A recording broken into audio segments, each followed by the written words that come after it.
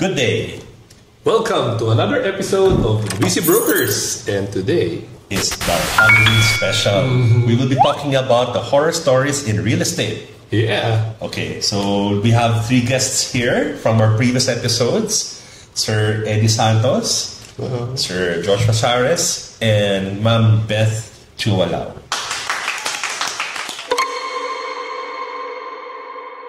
Lahat tayo, meron tayo kanya-kanyang mga horror stories, no? Yeah, we have that crazy client experience. So, Eddie, you want to start with your crazy client experience? Actually, I have two. So the first one, in the industry of real estate broking, we always network. Yes. So it's almost common that you deal with it two ways or sometimes three ways. So this particular case, we were dealing a property in Makati, and then there were 9 brokers in between. My gosh, 9, huh? So this one happened. Prior to seeing the property, we were actually negotiating our fees. So one suggested divided by 9. I said, hindi yan pwede. Ako yung lead broker sa owner. Yeah. So anyway, we were fighting about it. After like 30 minutes, we finally figured out a formula. So I said, bakit ako pinakamaliit? Ikaw, ako yung brother ng broker. Ikaw na ginawa mo. Ako naman yung pizza ng broker. Ikaw, ako yung nag-zero. Ako nag-introduce ng dalawang agents. So, oh my gosh. So anyway, after ironing out our percentages, after like 45 minutes, we go to the property to wait for the buyer. Yes. Nako, the buyer didn't show up. So hindi, galit na galit kaming 9. Wala pang benta. Yeah. So, sometimes it's a hazard of the trade. That's why, I really enjoy dealing with licensed brokers because it's none away. Yeah. None away. None away. I like that. None away. We can use that. Yeah. And then the second, in the area I deal with, homes are like 50, 60 years old.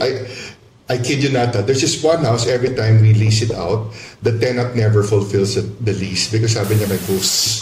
So at first, okay. And then the second one, ganun na naman. Then the third one, ganun na naman. They only stayed 6 months. They said, there's spirits in this house.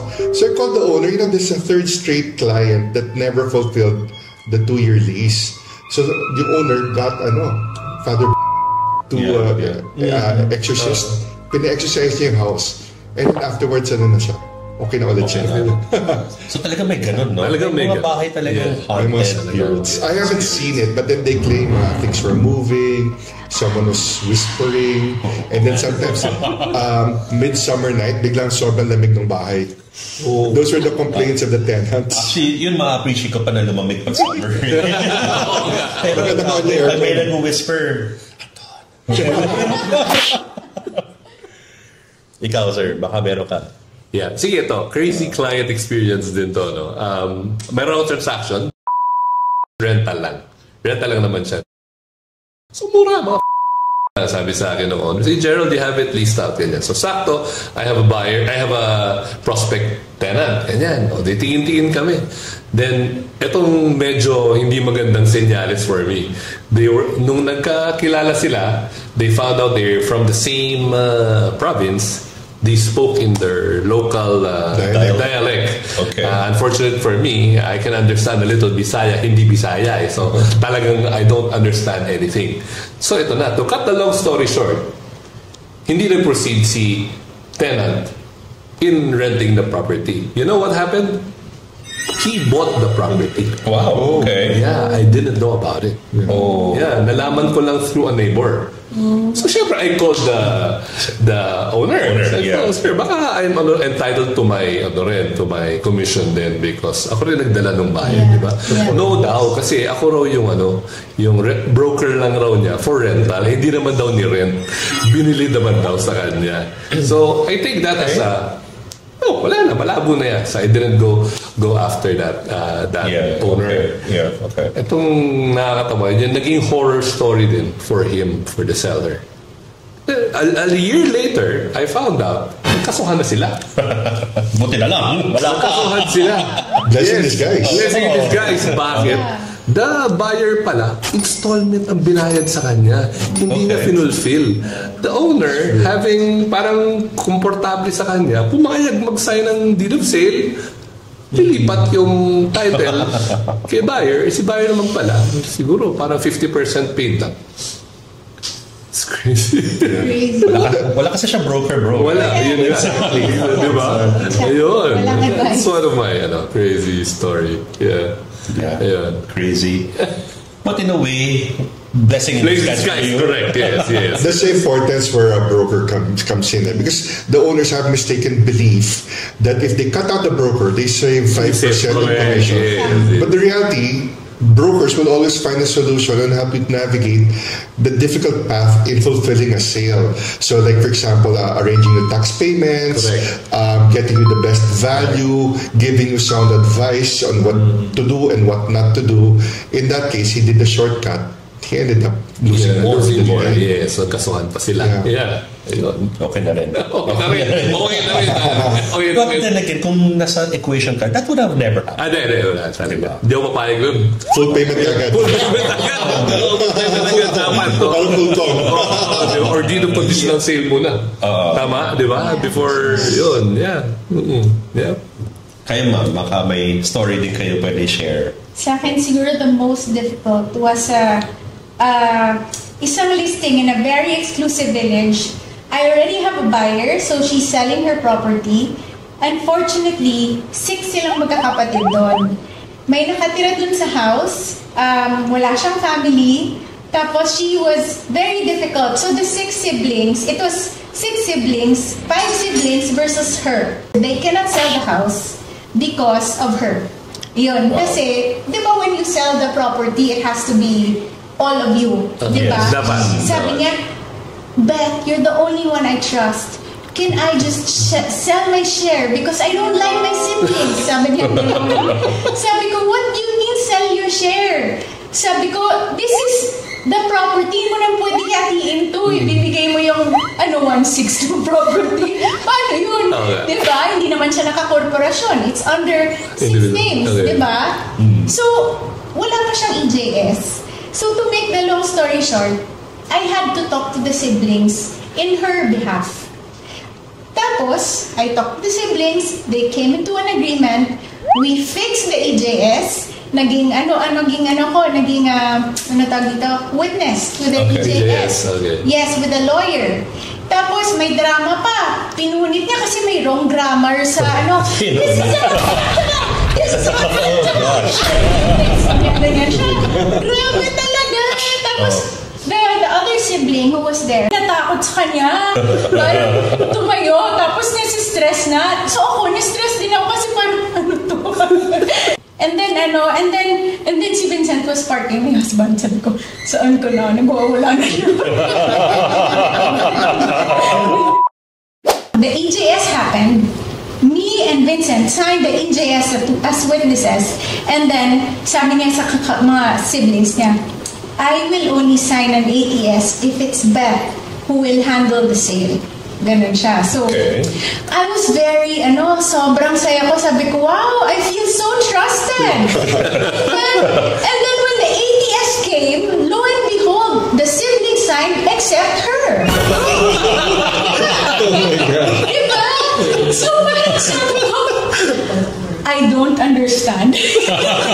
Can you please explain? Ayun, sabi niya, Beth, I've been learning a lot from you and I know this village very much, so I think I can sell the house by myself. Sobrang stressed ako. So anyway, in fairness, they sold the house. I don't know how. So yun yung horror story ko.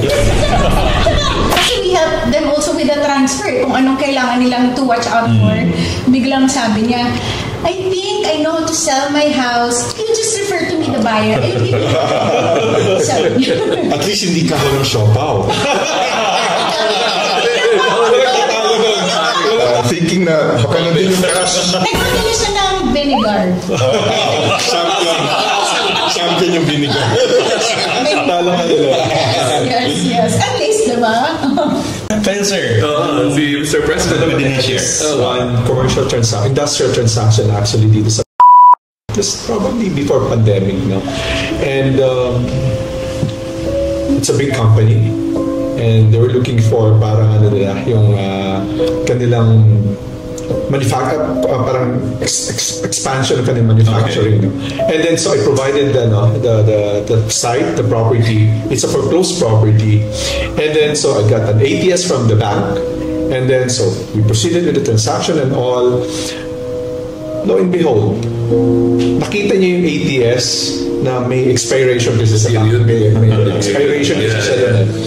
So, sabi ko, bakit hindi pa pinipirmahan and all? Kasi ready na even the payments, the checks, prepare niya na.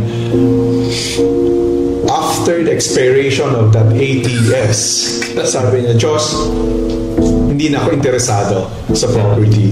Okay, so sabi ko, di well, after a week, nalaman ko, binili niya pa rin pala through another way.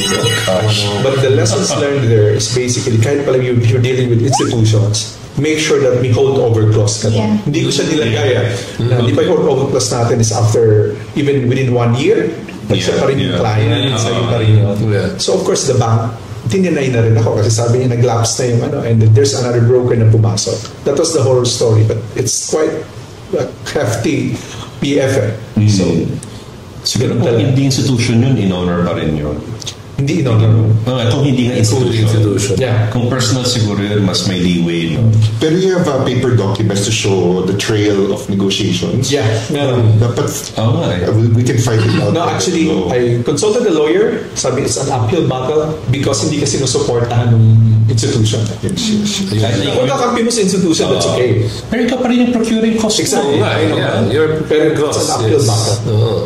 Parang, next. We're giving people ideas how to bypass us. Solutions naman.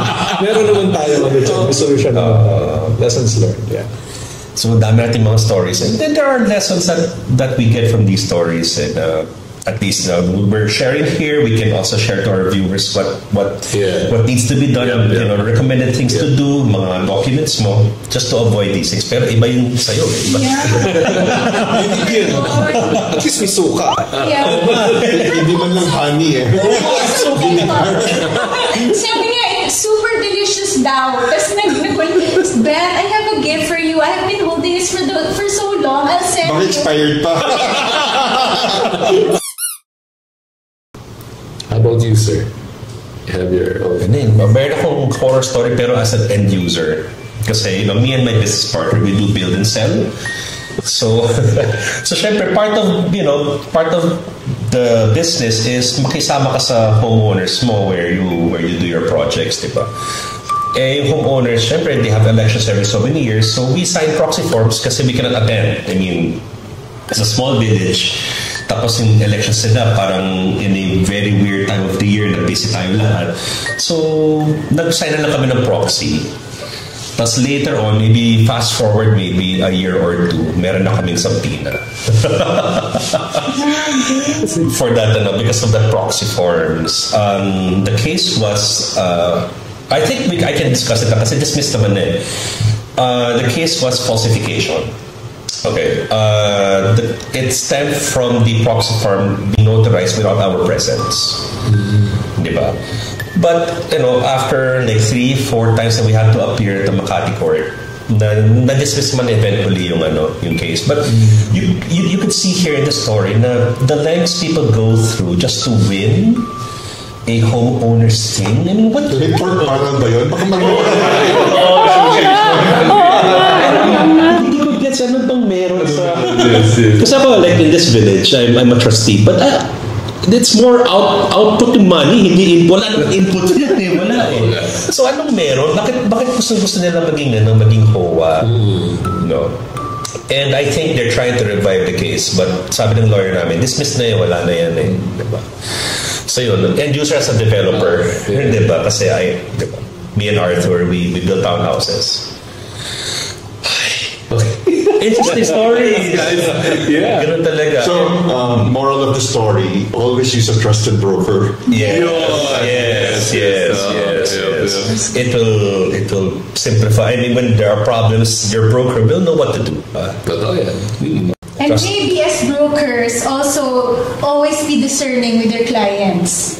Kasi you're gonna spend a lot of time and energy in helping others, in helping clients na who don't trust you naman pala, who doesn't value what you do for them, di ba? Talagang ginagamit lang, ano? Ginagamit na lang.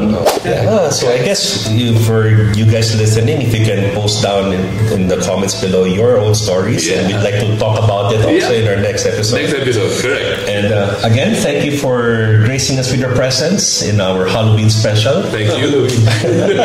So don't forget to like and subscribe our channel at Busy Brokers PH. So thank you very much. Thank you. Bye-bye.